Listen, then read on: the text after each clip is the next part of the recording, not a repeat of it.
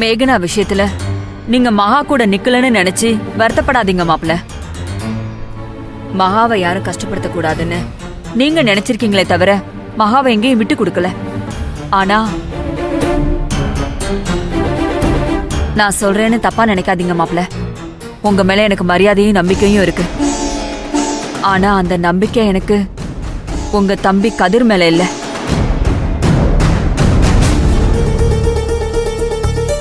நாளைக்கு கதிர் அகிலாவுக்காக நிக்காம உங்க அம்மா பேச்ச கேட்டு வேற மாதிரி மாறிட்டா அகிலாவோட நிலைமை என்ன ஆகும் நினைச்சாலே எனக்கு தலையெல்லாம் சுத்துது. மா, இதுக்கு முன்னாடி நடந்த எல்லாத்தையும் வச்சு நீ குழப்பத்துல பேசிட்டு இருக்க. கதிர் அத்தையோட பேச்ச கேட்டுக்கிட்டு மேகனாவை கல்யாணம் பண்ண ஒத்துக்கல. அகிலாவோட வாழ்க்கை நல்லா இருக்கணும்னு தான் அவன் இப்படி ஒரு முடிவையே எடுத்தான்.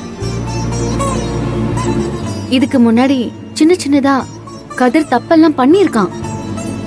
எல்லாம் அகிலா மேல வச்சிருக்கிற அன்பு மட்டும்தாம்மா அது.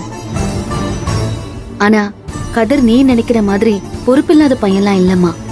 அவன் கண்டிப்பா நல்ல நிலைமைக்கு வருவான். அகிலாவை ரொம்ப நல்லாவே பாத்துப்பான். அகிலா, நீ போய் முதல்ல அப்பா கிட்ட ஆசீர்வாதம் வாங்கிட்டு வா. அகிலா,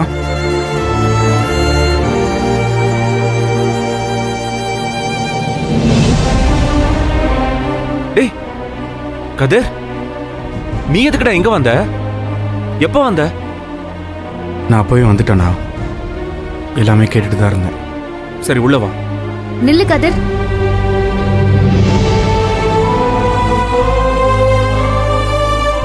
அக்கா, நீ பயப்படாத. நான் அவனை அப்படியே அனுப்பிட மாட்டேன். நீ போய் கதிர் பக்கத்துல நில்லு. போமா. கோகிலா, நீ போய் ஆர்த்தி எடுத்துட்டு வா. சரிங்கக்கா. ம், அக்கா, சரி, போய் கதிர் பக்கத்துல நில்லு. போ.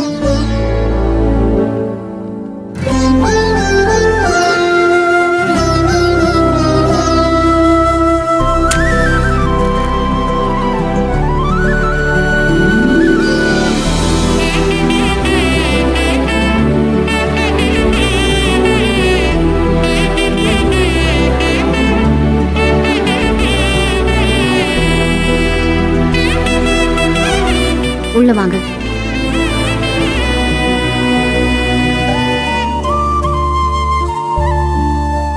மா, கூப்பிடுமா. உள்ள வான்னு கூப்பிடுமா.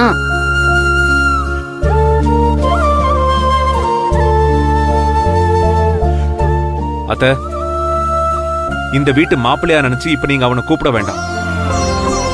என் தம்பிங்கிற உரிமை இருக்குல்ல, எனக்காக கதிரை உள்ள கூப்பிடுங்க.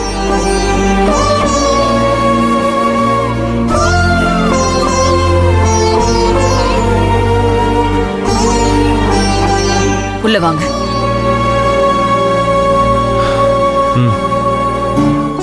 போங்க.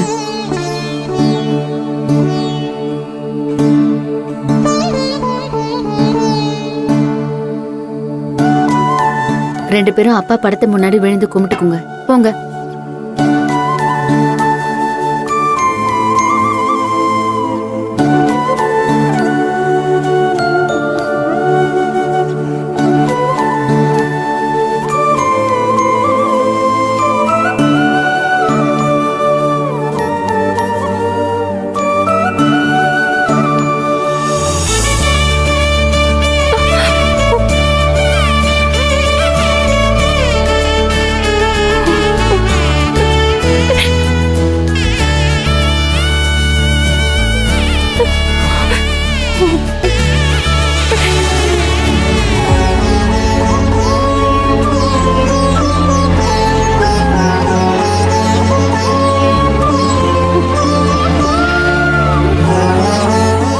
அகிலா, அழாதடி.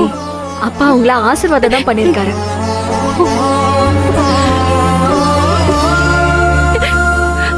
அக்கா, அக்கா, உங்க ரெண்டு பேரோட கல்யாணம் இங்க இருக்கிற எல்லாருக்கும் சந்தோஷத்தை விட பயம், குழப்பம், கலக்கம், கலவரம்னு ஒவ்வொருத்தருக்கும் ஒவ்வொரு விதமான மனநிலைமை தான் கொடுத்திருக்கு. ஆனா தெய்வமா இருக்கிற நம்மளோட அப்பா இந்த கல்யாணத்துல உங்களை ஆசீர்வாதம் பண்ணிருக்காருன்னா எல்லாத்தையும் தாண்டி நீங்க சந்தோஷமா இருக்க போறீங்கன்னு தான் அர்த்தம்.